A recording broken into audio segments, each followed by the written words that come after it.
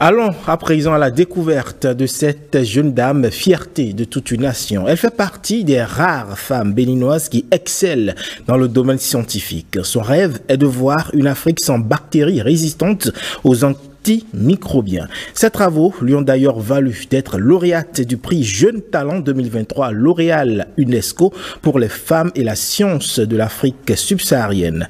Kafayat Fabiyi, puisque c'est d'elle qu'il s'agit, est en fonction à l'unité de recherche en microbiologie appliquée et pharmacologie des substances naturelles, URMAFA de l'université d'Abomey-Calavi.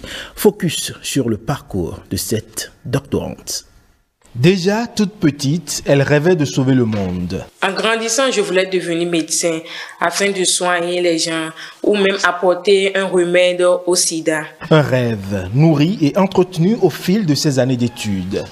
Aujourd'hui, âgée de 27 ans, Kafayat Fabiyi fait partie des femmes qui ont fait leur place dans les disciplines scientifiques, encore trop souvent associées aux hommes. Ma devise, c'est beaucoup plus travail, persévérance et discipline.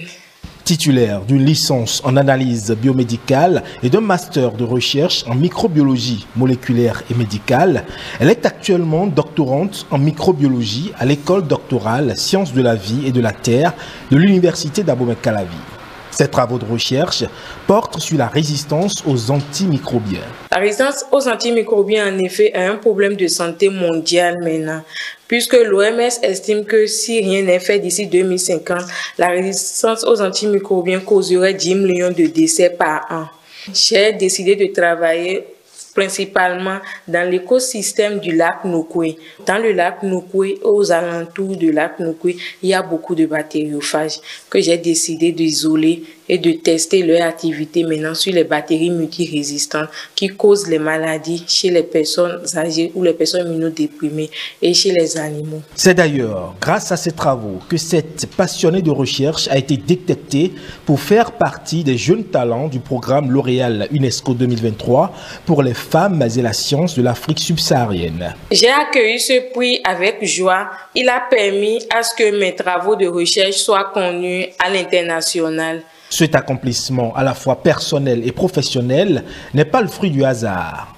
Son mentor en est aussi l'artisan. Quand je regarde le parcours de Kafayat, je peux me dire que la résilience, que l'effort constant et surtout la volonté d'y arriver sont en fait les moteurs de toute réussite. En travaillant avec la femme, je suis obligé de prendre en compte l'aspect familial. Ça ne sert à rien qu'elle soit une excellente scientifique, mais que au niveau familial, elle soit un échec.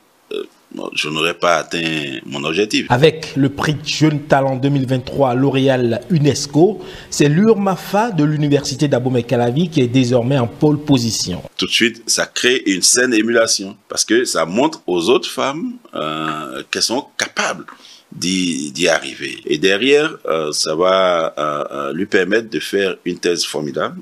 Comme quoi, la science n'est pas qu'une affaire d'hommes, même si, à l'heure actuelle, l'UNESCO estime que moins de 30% des chercheurs dans le monde sont des femmes.